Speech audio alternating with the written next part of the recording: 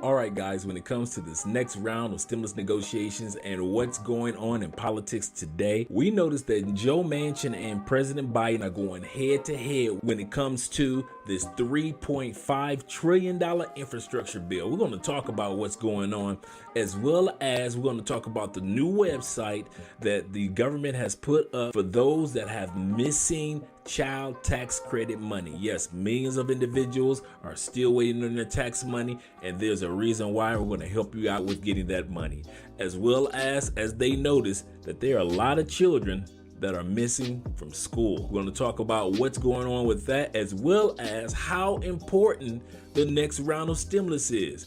We're going to go through all the details here on Mostly. Many individuals have been receiving that $300 plus per child. However, there are a lot of people that have been missing their monies. Thousands of people who didn't get the first or second stimulus payments they were owed have been told to recoup their money at tax time. But it's not so easy. Before you file a stimulus credit on your taxes, you need to make sure your missing payment has officially been traced. If you didn't get your economic impact payments, or if you think you qualify for more than you received, if you're eligible, you can claim a recovery rebate credit. It may sound easy, but a warning before filing for that tax credit for stimulus money that didn't come through. The IRS and financial experts say you first need to request a payment trace so the IRS can first determine if they can find the money or see if the payment was received. If the IRS can't reissue the payment, then you file for the tax credit. So what you're going to do is you have to pick up the phone and you have to have them to trace that payment. They have what's called a payment trace. It's actually on their website, and you have to call them and let them know, I need a payment trace concerning this payment because I've never received it. Forbes advisor and tax analyst Kimberly Washington says the IRS requires this trace first so people can't double dip and get a credit along with the recovered payment.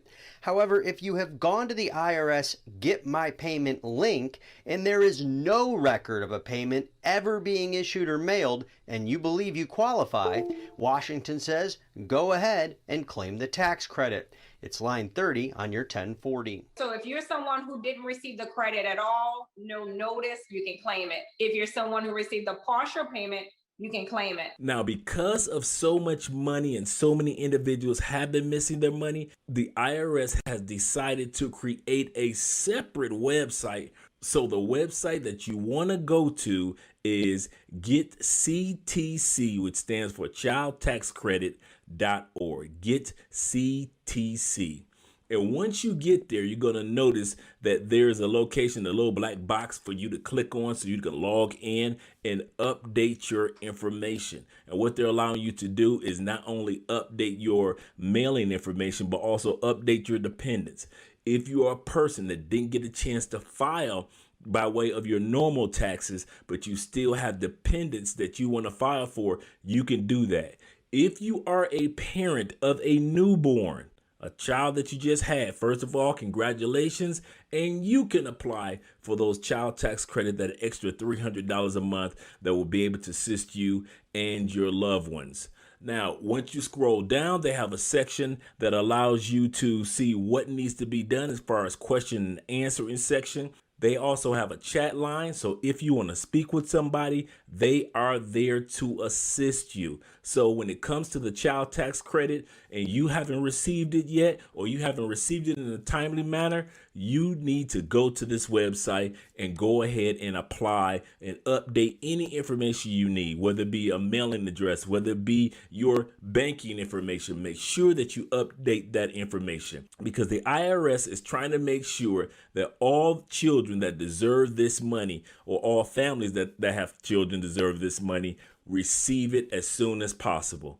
Now, when it comes to speaking about children, realize there are a lot of kids that are scheduled to go back to school this year in the classroom setting. However, they're noticing a drop in the children that are registered to come back, as well as those that were taking online classes. This week, the American Academy of Pediatrics reported a four-fold increase in the number of cases in children just in the last month. The causes of the jump are not a great mystery. Many kids are back in school. Those 11 and under are not yet eligible, and overall rates remain low in many states, allowing to spread through households and communities. Still, children remain a tiny fraction of the country's cases and hospitalizations. So how serious is the risk at the beginning of this new school year? NBC's senior medical correspondent, Dr. John Torres, has our Sunday focus. It's normally the most wonderful time of the year for parents, sending the kids back to class after summer vacation. But this school year is anything but stress-free for worried parents as the Delta variant surges nationwide. 180,000 children contracting in the past week alone. Our hospitals, quite frankly, are getting full, including with children. Hospitalizations among kids are setting record highs, and it comes with young school children still unable to get vaccinated. One of the challenges is that children are not just little adults. And so for the last few months, we've really been spending our time finding the right dose to give to them. These hospitalizations seen primarily in the southern states, where rates are low and mask mandates are few. While Delta surges, we need to return to some of those risk mitigation strategies that really helped us navigate the last few months in the winter and the spring of last year. The community spread forcing some schools to go remote.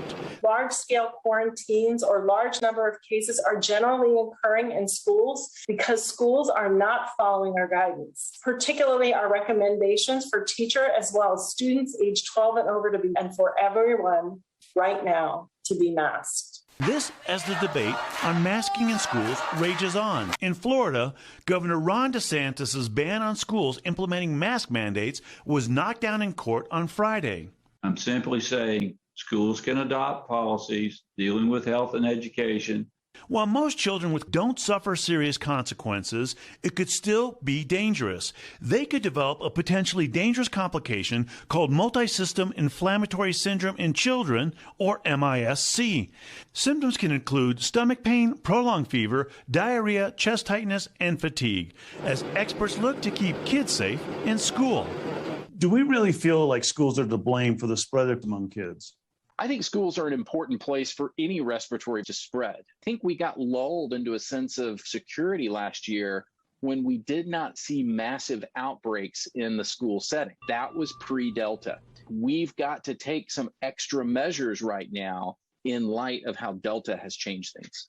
Now, if you are a parent and you're still uncomfortable with the health situation or how safe it is in this classroom for your child, make sure that you give that school a call. Find out what precautions that they have set up for the young children that may make you feel a little bit more comfortable when it comes to your child going back to school, or at least going back in that atmosphere. Because like they said, a lot of children are going into homeschooling, but a lot of kids aren't going back. And we know it will have a grave effect on the United States in the up and coming years. That which we think means little today is going to mean a lot tomorrow. Next, we're going to talk about President Biden and Joe Manchin. Once again, we don't know what it is with Joe Manchin. He's always the one of two Democrats that continues to be a thorn in the president's side. When it comes to this infrastructure bill, it looks like Joe Manchin wants to have things his way and not the president's way. He realizes that because the votes are 50-50, that he will always be the one, at least for the next year, that will have the ability to make sure a bill is passed or interrupt the bill permanently. Do you think that that this is now in motion and a done deal, or still some heavy lifting to do in the Senate, or with, I don't know, with the far left in the House for Democrats? Where's the stumbling blocks now? Yeah, well, I mean, I think to quote the great philosopher Jerry Reed, we have a long way to go in a short time to get there. They have a lot of work to do, particularly on this reconciliation bill. They want to try to get this thing done in September. Listen, just to compare, it took Republicans 2 months to get that tax cut done back in 2017, and there was plenty of agreement. There's still a lot of hashing out. That top line number hides the fact that all those individual programs, they still need to figure out, what they're going to spend. They're not going to be spending $3.5 trillion. So there's a lot of work left to be done in a rather short amount of time. There's a lot of moderates in the Democratic Party in the Senate and the House that probably aren't happy about $3.5 trillion. And right. the most well-known Manchin and Sinema. What's going to happen between now and if this ever actually does pass in terms of the size? What do you expect it to be to get Manchin and Sinema on board, or do they fold too? No, I don't think they're going to fold. I think a lot of these goals and expectation setting on the left happened when they thought they were going to win a sweeping victory in November. They were going to, Biden's going to win by 10 points. They were going to have a huge Senate majority. And those expectations have never fully ratcheted down. Well, I think they're going to start ratcheting down here pretty fast. They're not going to get $3.5 trillion. They're probably going to get something more, at least I think $1 trillion less. Some things they want, less money is going to get spent on, like paid leave. Other things aren't going to happen. They're not going to have this big addition for dental and vision to Medicare.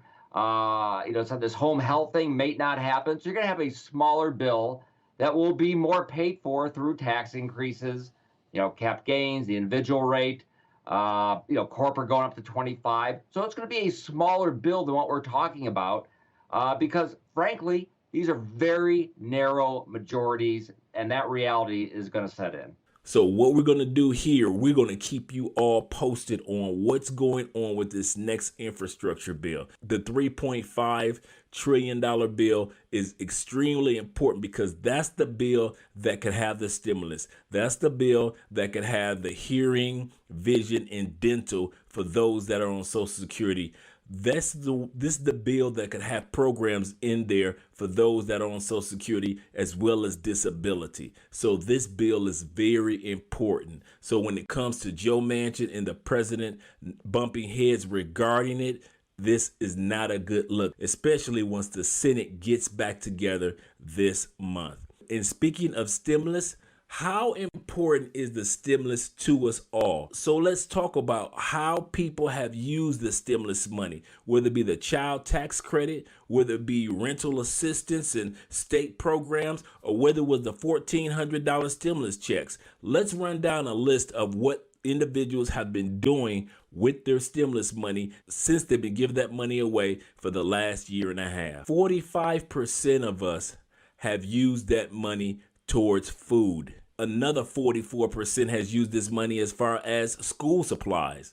Another 38%, well, you basically saved it. Another 36% went towards bills. Another 36% went towards child care. And another 33% went towards clothing. 31% of the stimulus money that we've spent so far has gone towards housing. In other words, your rent or your utilities. 21% went towards paying down debts. 6% of our stimulus money went towards travel, and only 2% of it went towards others. At the end of the day, another round of stimulus is definitely needed, and there are those that are still out there petitioning on our behalf to make sure that at least another form of stimulus is sent forth. A lot of Democrats are fighting on our behalf to make sure that this takes place.